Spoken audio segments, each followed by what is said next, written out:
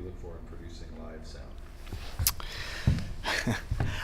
I think that's a kind of a difficult question to answer because ultimately every room is different, every group is different, and the sound really has to meet the needs of the room and of the group. And so, to start with kind of the monitoring portion of that, I think that, for the average jazz choir or vocal jazz group, I would say that typical stage wedges is probably the way to go. In our experience, Group for Thought uses some in-ear monitors, and we found that that's certainly a transition and something that we have to get used to, and it takes some practice to get used to that. And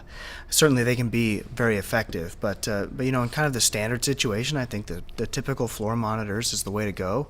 And then as far as the room or the sound for the room, the front of house situation, just making sure that you have a board that can handle everything you're asking it to do. It has enough channels, it has enough aux sends, all of those basic types of things. But it's something that your sound guy or a sound guy that is being hired for that venue or for that gig can handle and be really fast and efficient on, and that every seat in the house rather is easily covered. And other than that, I think so much of it is preference. What type of mics you like, what type of speakers you like, all that stuff is so much preference. But it really depends on the experience level of the group, and as well as what the room is like and the experience level of the sound guy and all kinds of stuff. So that's a really condensed answer for a potentially long question.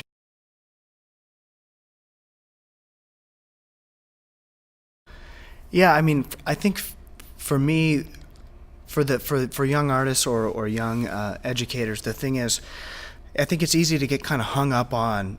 what it is that is good jazz or good choral literature.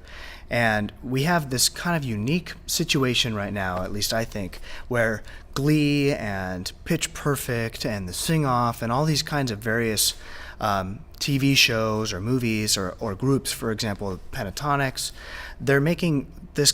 vocal idiom so popular in a way that it hasn't necessarily been in the past. And so I think that we would miss the boat as educators in terms of connecting with students if we didn't try to expand our horizons and just kind of recognize good music for good music and not necessarily get hung up on, well, that's a bebop tune or that's a blues tune or these things that we feel like we have to do, but expand our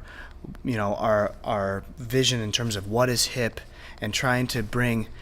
obviously make sure everything is done at a very high level and all those kind of basic things, but just be a little bit more adventurous in the things that we